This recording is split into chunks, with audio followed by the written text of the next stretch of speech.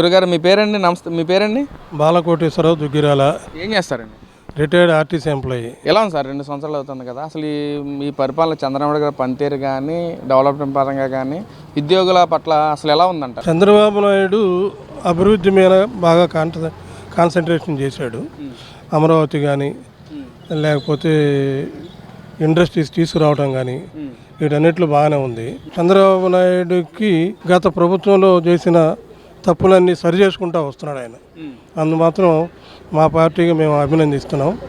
ఇక మహిళలకి ఇప్పుడు పెన్షన్లు ఉన్నాయి. మా వరకు వచ్చేసరికి మాకు ఒక 4 పెన్షన్ ఇచ్చారు. పెన్షన్ ఇచ్చిన తర్వాత మా కార్డులో మా అబ్బాయి ఉన్నాడు, మరి ఆపేశారు పెన్షన్ ఇవ్వటం. ఎందుకంటే వాళ్ళ కంపెనీ పేరు మీద ఒక కారు కొనుక్కున్నాడు, ఆ కారు ఉంది కాబట్టి మీకు ఏమంటున్నారు.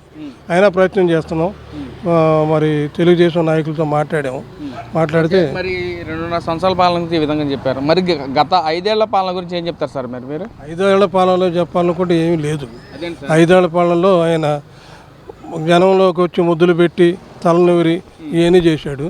ఆయన వచ్చిన తర్వాత ఆయన పరదాలు కట్టుకొని తిరగటం, మరి విపరీతమైన కేసులు పెట్టడం, వేధించటం, మరి ఇవన్నీ చాలా దుర్మార్గమైన పనులు చేశాడు. అంటే అసలు పక్కన సుపరిపాలన అందించిందే మేము, ఉద్యోగులకి సిఆర్పిసి రద్దు కానీ సిపిఎస్ రద్దు కానీ మొత్తం చేసింది మేమే అని చెప్పి మాట్లాడుతున్నారు కదండి. ఎక్కడ చేశాడు సిఆర్పి? ఎక్కడ రద్దు అయింది? ఆయన అన్నాడు వచ్చి నెలలో చేస్తాడు. ఇప్పుడు ఆయన 5 ఏళ్ళు అయిపోయింది, ఇప్పుడు 2 ఏళ్ళు అవుతుంది. ఆయన సిఆర్పి రద్దు అనేది తెలివి తక్కువగా ఆయన ఇచ్చిన వాగ్దానం అది, కానీ అంత తేలిగ్గా అవదు అది కార్మికుల విషయంలో మాత్రం. మా అభిప్రాయం అంటే చెప్తున్నారు కదా సార్, వాళ్ళు మేమంతా పరిపాలన అందించింది మా ప్రభుత్వంలో, ప్రజలందరూ సంతోషంగా ఉన్నారు అంటే అది వైసీపీ ప్రభుత్వంలో ఒక్కటే అని చెప్పి అంటున్నారు కదా సార్. మరి అందుకనే కదా 11 సీట్లు వచ్చింది. బాగా చేస్తే బాగానే వచ్చాయి, బాగా చేయలేదు కాబట్టి జనం తిరగబడ్డారు, 11 సీట్లు వచ్చినాయి. మరి రాబో కాలంలో కూడా ఈ అబద్ధాలు ఇవన్నీ మాట్లాడితే ఈసారి ఆ 11 కూడా రావు సార్. మరి డెవలప్మెంట్ గురించి మాట్లాడదాం. మరి నిన్న ఏదైతే భోగాపురం ఎయిర్పోర్ట్ ఇనాగ్రేషన్ జరిగింది, దాన్ని మన ప్రధాని మోడీ గారు వచ్చి దాన్ని ఇచ్చేయడం జరుగుతుంది సార్. అసలు అది ఎవరి వల్ల వచ్చింది అనుకోవచ్చు? భోగాపురం ఎయిర్పోర్ట్ అనేది ఎవరి వల్ల వచ్చింది? చరిత్రలోకి వెళితే చంద్రబాబు నాయుడు వల్ల వచ్చింది. అది చంద్రబాబు నాయుడు చేయటం వల్ల అది ఆ రకంగా సాకారం అయింది, లేకపోతే అయ్యేది కాదు. ఆయన ఎర్ర బస్సు రాని చోట ఎయిర్ బస్సు ఎందుకు వస్తుంది అనేది మాట్లాడటం, ఇవన్నీ వాళ్ళు ఏంటంటే ఏదో మిక్స్డ్ చేసి మాట్లాడారు అనేది మాట్లాడుతున్నారు. ఏదేమైనా డెవలప్మెంట్ విషయంలో మాత్రం Chandrababu Naidu government best government. అంటే అసలు భోగాపురం ఎయిర్పోర్ట్ అనేది జగన్మోహన్ రెడ్డి గారే కర్త క్రమక్రియ మొత్తం జగన్మోహన్ రెడ్డి వల్ల వచ్చింది. అదంతా క్రెడిట్ అంతా జగన్మోహన్ రెడ్డే కావాలి. కానీ ఇక్కడ చంద్రబాబు కానీ లోకేష్ కానీ క్రెడిట్ దుబ్బేయడానికి వాళ్ళిద్దరూ పాకులాడుతున్నారని చెప్పి అంటున్నారు సార్. అంటే ఇక్కడ జగన్మోహన్ రెడ్డి వల్ల వచ్చిందని చెప్పి ముఖ్యంగా మాట్లాడుతున్నారు. వచ్చి అబద్ధాలు అవి, వచ్చి అబద్ధాలు. జనానికి తెలిసి ఏం జరుగుతుందో ఇవాళ భోగాపురం వెళ్ళి అడగమనండి ఏం జరుగుతుందో. ఆయనేమో కోర్టుకైనా వెళ్తాము, దీన్ని ఆపుతాము, ఉద్యమాలు చేస్తాము, నేను మళ్ళీ వస్తే నీ పొలాలన్నీ మీకు తిరిగి ఇచ్చేస్తాను మాట్లాడిన తర్వాత అది సాకారం అయింది, బ్రహ్మాండమైన విధన వచ్చింది. అది పరిస్థితి. అంటే ప్రజలు నమ్ముతారంటారు ఇటు ఏదైతే జగన్మోహన్ రెడ్డి గారు గతంలో ఏదైతే మాట్లాడారు, ఇప్పుడేమో నా వల్లే వస్తుందని చెప్పి మాట్లాడతాం. గతంలోనేమో మీ భూములు మొత్తం నేను మళ్ళీ రిటర్న్ మీకు ఇచ్చేస్తాను, ఇక్కడ ఎయిర్ బస్ కాదు రాదు, ఎయిర్ బస్ దేనికని చెప్పి మాట్లాడారు. ఎన్ని మాటలు కూడా ప్రజలు నమ్ముతారంటారా సార్? ప్రజల్లో చైతన్యం ఉందండి. మీరు ఎన్ని చెప్పినా కూడా జనం నీకు ఏదైతే గుణపాఠం నేర్పారో దాని నుంచి నీకు ఇంకా గుణపాఠాలు నేర్చుకోకపోతే మళ్ళీ రిటర్న్ గిఫ్ట్ మళ్ళీ వస్తుంది. అదే సరే. ఈసారి కూడా ప్రజలంతా మా ప్రభుత్వాన్ని మళ్ళీ కోరుకుంటున్నారు. ఇప్పుడు ఎలక్షన్ జరిగిన వైసీపీ పార్టీ విజయడంకా మోగిస్తుంది, ప్రజల్లో కూడా కూటమి ప్రభుత్వం వ్యతిరేకం అంటున్నారు సార్. నిజమేనంటారు? అదంతా ఉంటుంది. ఇప్పుడు గవర్నమెంట్ అన్న తర్వాత కొన్ని జరగనప్పుడు వ్యతిరేకత ఉంటుంది, కానీ ఈ గవర్నమెంట్ పడజేసేంత వ్యతిరేకత మాత్రం లేదు నా అభిప్రాయం. వ్యతిరేకత ఉంటుంది కార్మికుల విషయంలో కానీ రైతుల విషయంలో కానీ.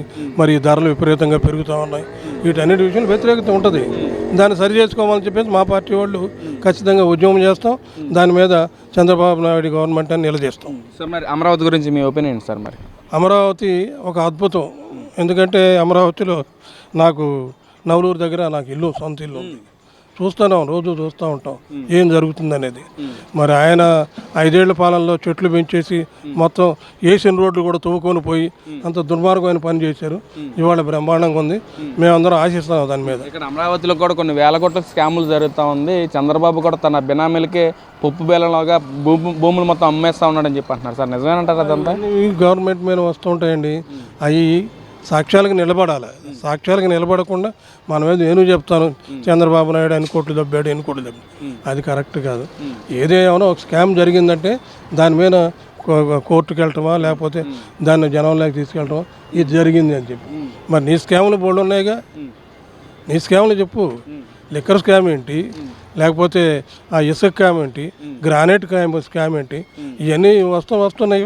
ఒక్కోడు లోపలికి వెళ్తున్నారు, ఇదని గమనిస్తూ ఉన్నారు. అదంతా మా మీద కక్ష సాధింపుగానే చర్యలు చేపడుతున్నారు ఇది జరగను, ఇవన్నీ చెప్పుకోవడానికి పనికి వస్తాయండి, చెప్పుకోవడానికి పనికి వస్తాయి. ప్రజలు కూడా ఏం పిచ్చోళ్ళేం కాదు, ఏం చూస్తున్నారు జనం ఏం జరుగుతుందని. జరుగుతుంది. రేపు వచ్చిన తర్వాత 2029లో అంతిమ తీర్పు ఉంటుంది. దానికి ఏది కరెక్ట్ అయితే దానికి జనం ఓట్లేస్తారు. వైసీపీ పార్టీ గెలుస్తుందంటారు సార్, మీ అభిప్రాయం ఏంటి? వైసీపీ పార్టీ అంటే జనంలో మార్పు వస్తే మనం చేయగలిగింది. జనం ఏంటంటే ఈ చిన్న చిన్న వాటికి ఉచిత పథకాలు ఆటికి అలవాటు పడిపోయి ఆయన ధైర్యం ఏంటంటే నాకు ఇంకా 40% ఓట్లు ఉన్నాయి అని చెప్పి రోడ్డు మీదకి వస్తున్నాడు.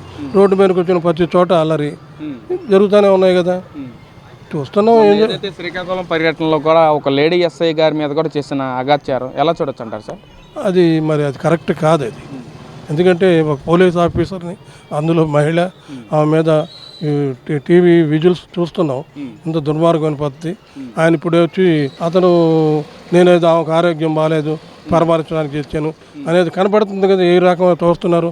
ఆ అమ్మాయి మీద చేతులు వేయటం కానీ ఆ నిలపడం కానీ ఓ దుర్మార్గమైన చర్య అది. దాన్ని ఖచ్చితంగా మేము ఖండిస్తున్నాం.